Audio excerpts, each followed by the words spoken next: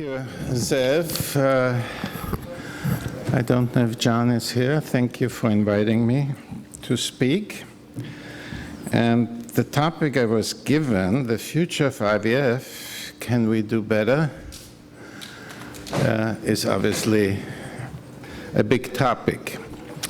And I think in many ways it is, or I should say, maybe in some surprising ways, as you will find out in a moment, it may be actually a highly appropriate topic. But before I get there, we have to make conflict statements in the US. So I do have a few potential conflicts. I don't think anything directly relating to my talk today.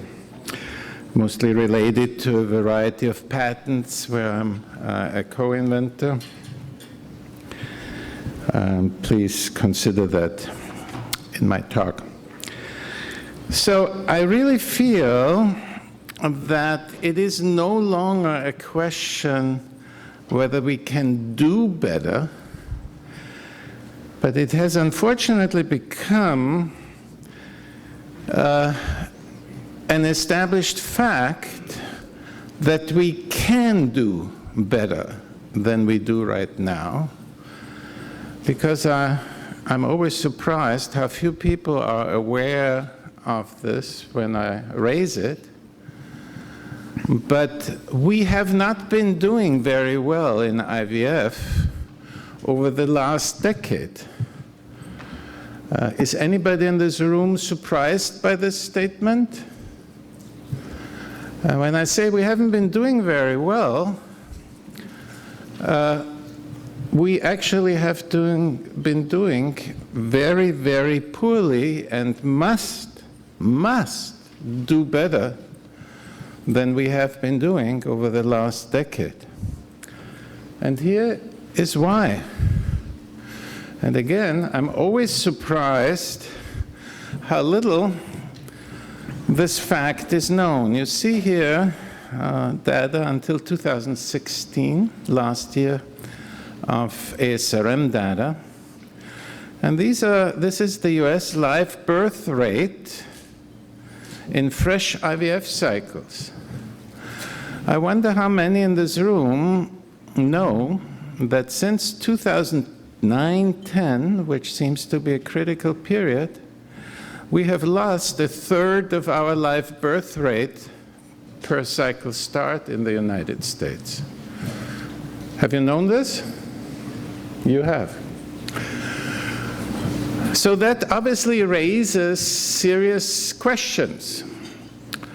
And it raises even more serious questions because, while the US maybe is the leader, as always, in the good and in the bad, other countries are not far behind. This is Canada. Indeed, of all the regions that we had a chance to investigate, those are all public data, either government data or local society data. The only exception has been the UK. Dramatic declines, of course, in Japan, which started from a low point and now has a live birth rate over the last few years per cycle start of 5 to 6%. Pretty remarkable. And like many of our US colleagues have been unaware of this, when I'm speaking to Japanese colleagues, they have been really unaware of what's going on in their countries. And this is obviously a major problem because up to roughly 2009, 2010, there has really been a very slow but steady progress in live birth rates around the world. And so one really has to ask, what happened? What happened around 2009 to 2010 that suddenly changed this trend everywhere, except England? And while I do not have a hard answer to you, or for you, because associations are obviously not causations, I think logic tells us that it has something to do with what some British colleagues have called add-ons to IVF, which have been added on, particularly since 2009 and 2010. And the reason why some of these add-ons have become very popular is because the data in their support that are being reported by proponents and accepted, and let's be blunt here, and accepted by journal editors are based on incorrect outcome reporting. And incorrect outcome reporting in association with IVF has become epidemic, no longer endemic, but really epidemic. And it is taking place truly without shame and almost completely uninhibited by even journal editors of our most prominent journals in this field. The most important issue when it comes to outcome reporting in IVF is obviously reporting with reference point embryo transfer, which is widely done, versus intent to treat, which means cycle start. And why is this so important? Because obviously, if you report IVF outcomes only for those patients who reach an embryo transfer, you have selected out a favorable patient population. Now, that would be okay if the papers that then are published in our literature very clearly in the headline, in the abstract, and in the body of the manuscript state what we are telling you here is only valid for good prognosis patients. But this is not what has been happening in our field. And this has been going on now for almost 20 years, I must say.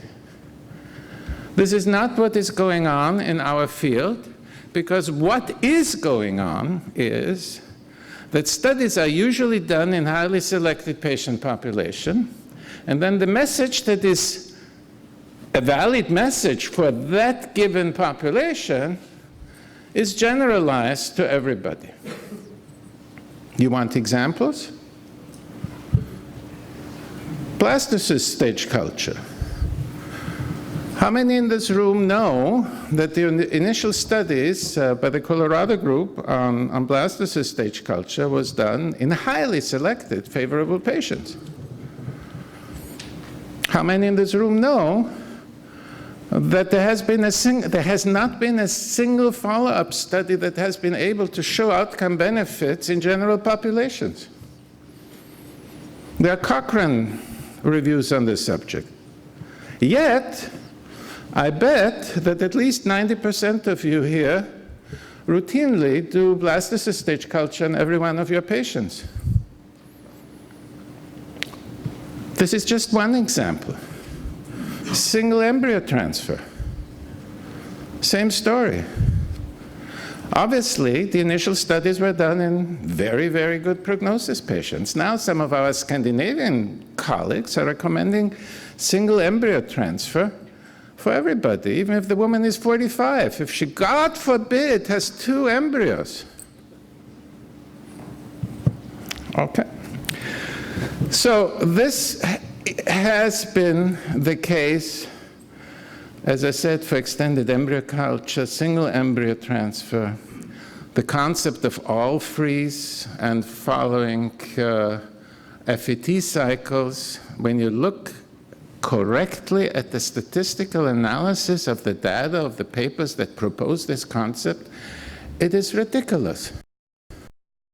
But just on this point of all-freeze and FET, there were two gigantic studies published in the last 2 years, one, I believe, in the New England Journal and the other one in the Lancet, both from multi-center studies in China. Large cycle numbers.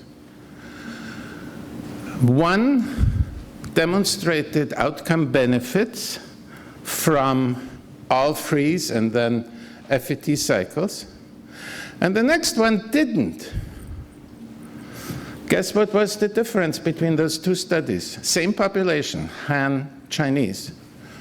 The only difference was that one study was done in patients who reached blastocyst stage embryo transfer and had a single embryo transfer, and the other study was done on day 3 without selection of patients.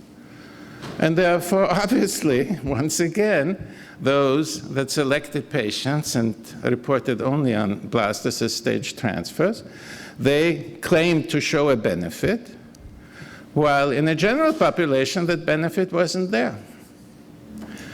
So how we interpret what we see is of great importance, and to whom we apply it is even more important. Now, many of you obviously know my love for PGS, PGTA, but PGS, PGTA is, and I'm facetious, is obviously, as I will, I hope, show you in a minute, possibly the biggest contributor to the fall in live birth rates that we have been observing since 2009, 2010. And there are other examples. Now, quick reboot, why it is so important to make a distinction between reference point intent to treat and reference point embryo transfer. Simple mathematical model. Let's say we start with 100 patients. We select out for our study only those that have, let's say, a minimum FSH and AMH, so we are excluding patients with poor ovarian reserve. We then culture them to blastocyst. Obviously, at every one of these stages, patients fall by the wayside. Then we do PGS, and once again, whether right or wrong, some embryos are classified as chromosomal abnormal and are either being disposed of or at least not immediately transferred.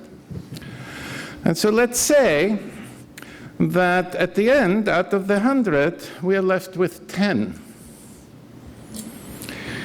And let's assume that out of those 10, 8 give birth. And if we consider that calculation, we have an 80% live birth rate, kind of what our colleagues in Colorado have been reporting. But what if we go to intent to treat, meaning starting with reference point cycle start? Suddenly the 8 births relate to 100 patients. And suddenly those wonderful 80% disappear, and it turns out that the real outcome is only 8%. And this is exactly what is happening all around the world, including in the outcome reporting of 550 plus IVF centers in the US to the CDC, which to a large degree, it's getting better, especially the ASRM reporting. But the CDC reporting, which to a large degree is still based on reporting per embryo transfer. And that's why you see IVF programs in the US reporting fantasy outcomes, because they simply don't let the poorer prognosis patients get to the point where they have to be reported to the CDC. Practically speaking, these are data of a paper that we have in press. We looked at US CDC data between 2005 and 2016, which until this week was the last year report. The 2017 just came out 2 days ago. I didn't have time yet to look at the data.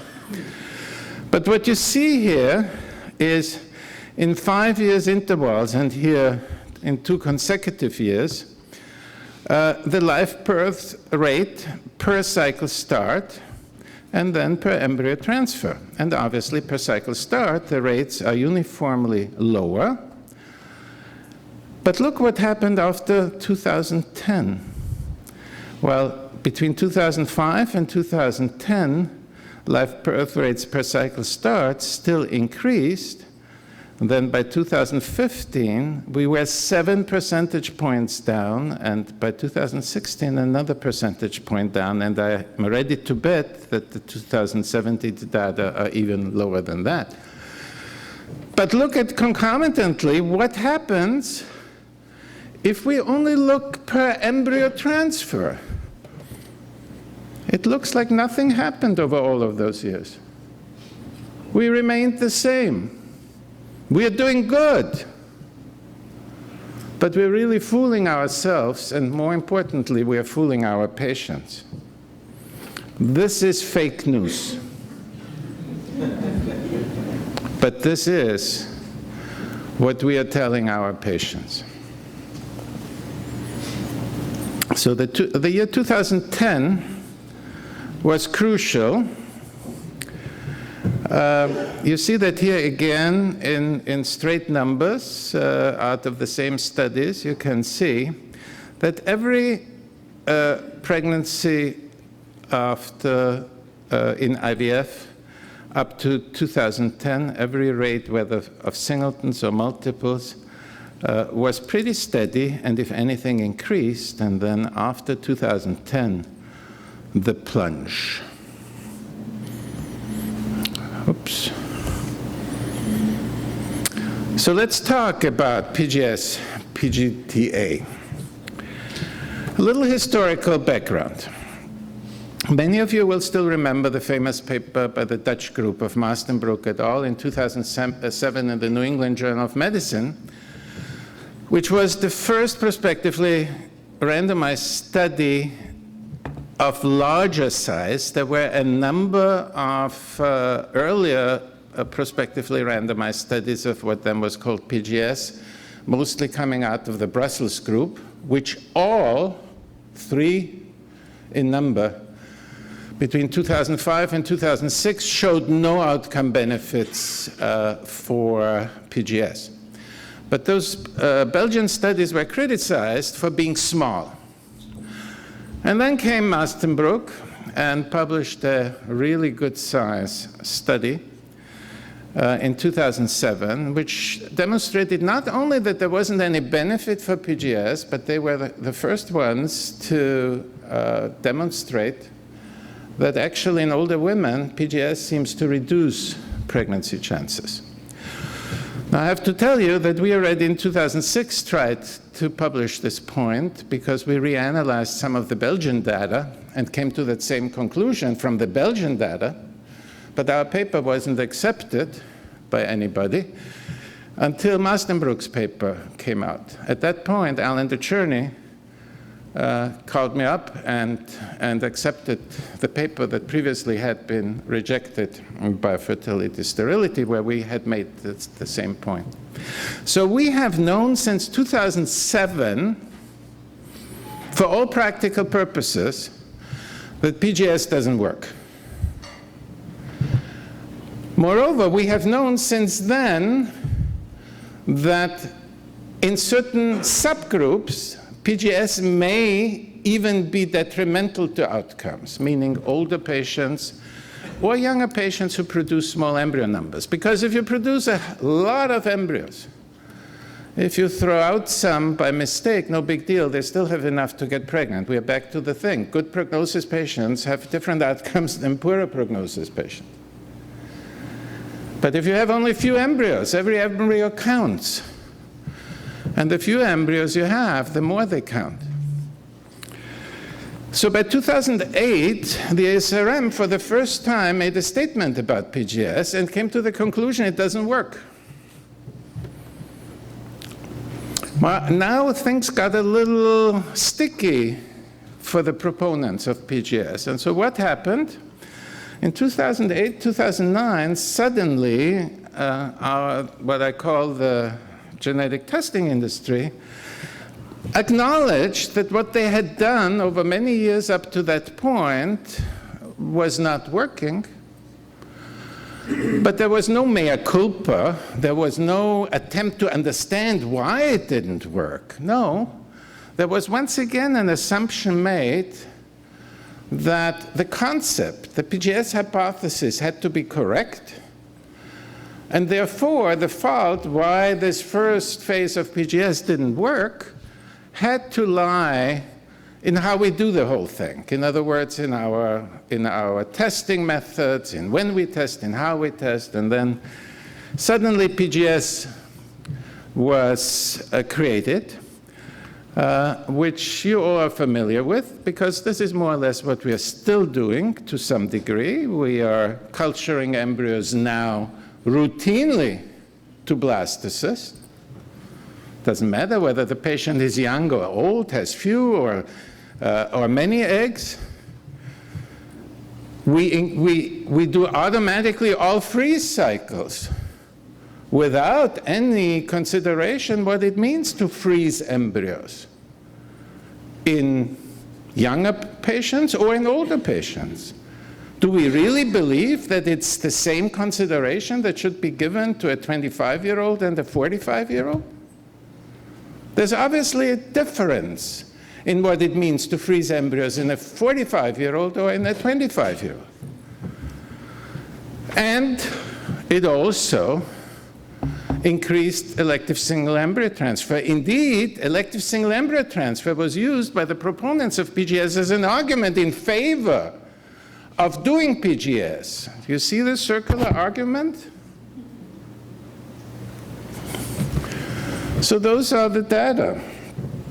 That is what happened to embryo freezing since 2010. Are you aware of this? This is what has been happening to elective single embryo transfer in the US at all ages. Even amongst oldest women, there are more elective single embryo transfers done now than there used to be. It's really ridiculous. But all of this, to a large degree, has been a consequence of PGS. So it is not necessarily the PGS itself that I am accusing of being responsible for the declines that we have been observing, especially since 2010, but it is the conditions that changed because of PGS, such as culturing everybody to blastocysts, such as elective single embryo transfer, such as freezing everybody. We would not have done that if we hadn't decided or if we hadn't been told to do PGS. It was the idea of going to PGS 2.0 that made us make all of these additional changes. All are obviously associated with lower live birth rates. PGS does not improve pregnancy and live birth rates. It does not reduce miscarriage rates. It does not reduce time to pregnancy. It does not permit differentiation between mosaic embryos with better and poorer pregnancy chances. It does not differentiate between chromosomally normal and abnormal embryos reliably. And most importantly, it really does not allow us to determine which embryo to transfer and which embryo to discard. And for those of you who don't believe me, I just refer you to the last article that just came out electronically in Fertility Sterility. First author, Santiago Monet, probably the most outspoken proponent of PGS, did for a change a very nice prospectively randomized study of elective single embryo, a frozen elective single embryo transfer, comparing embryos that underwent PGTA or embryos that simply had morphological standard evaluation. Outcomes were exactly the same. And the trends in miscarriages actually favored standard embryology. Look up the paper. What PGTA does, it significantly increases costs for an already expensive procedure with low success rates, and it obviously financially benefits the people who sell this product. Let me close the study by showing you these numbers again, number 2007 to 2016 years. And what you see here are the number of ART cycles. And you once again see the radical increase since 2009, 2010, which is really here, okay? Particularly over the last 3 to 4 years. These here, on the other hand, are the live birth and the infants born. And you see the discrepancy. This is the discrepancy in how many more cycles we have to get the same number of infants born or live birth. So in other words, since 2010, not only do we have lower live birth rates, but we obviously also have done significantly more cycle, because that is a classical finding which we just published a little while ago in Human Reproduction, where we showed that in a number of countries, as live birth rates decline, number of cycles go up to compensate. Japan, again, being the best example. Let me conclude. IVF results are declining at an accelerating pace since peaks were reached in 2000, especially since 2003. This decline is likely caused by add-ons to IVF without proper prior validation studies added to routine practice. Though various add-ons contribute to the decline, PGTA likely plays an outsized role because it secondarily leads to many other changes. So what can be done? Stop PGS as a routine procedure. Stop extended embryo culture as a routine procedure. Stop elective single embryo transfer as a routine procedure. Stop voluntary freezing of embryos.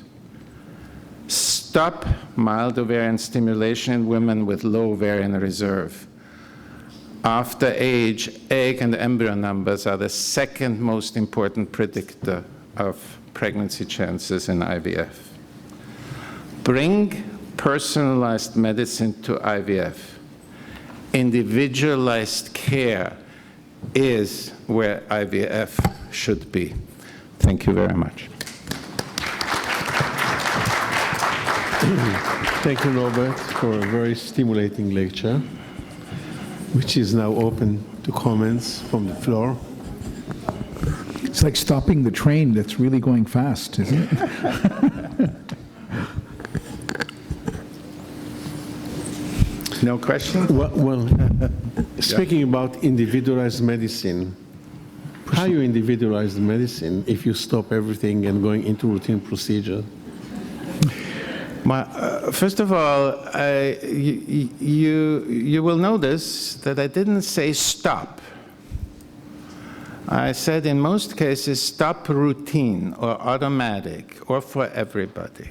And I think the principal message is that if we want just to return to where we used to be, we obviously have to stop a lot of the stuff that we have added, and that must be the cause for the declines that we have been observing.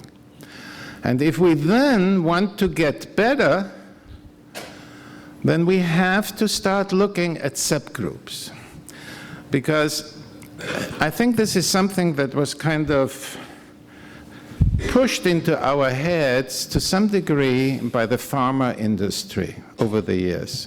I have been arguing in the old days, when there were still pharmaceutical companies that were almost exclusively in our field, I have then been arguing with them that how can you do studies on your products indiscriminate of age and ovarian reserve, using 150 IU of FSH has a different meaning if you're 25 or 45 or 35.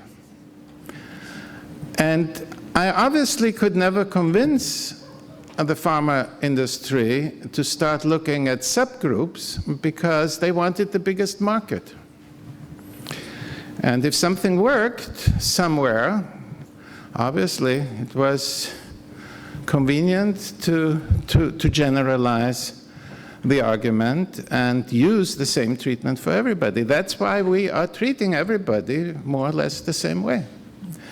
And if we want to get better, that's not how it's going to work. You cannot treat a 45-year-old woman the same way as you treat a 35-year-old woman. So we need to learn how to treat women based on who they are, how old they are, what their ovarian reserve is, and other issues. You need to treat a woman who has lupus different from a woman who doesn't have lupus. It sounds logical, but are you doing that? Yes? Okay. Okay. Okay, thank you very much.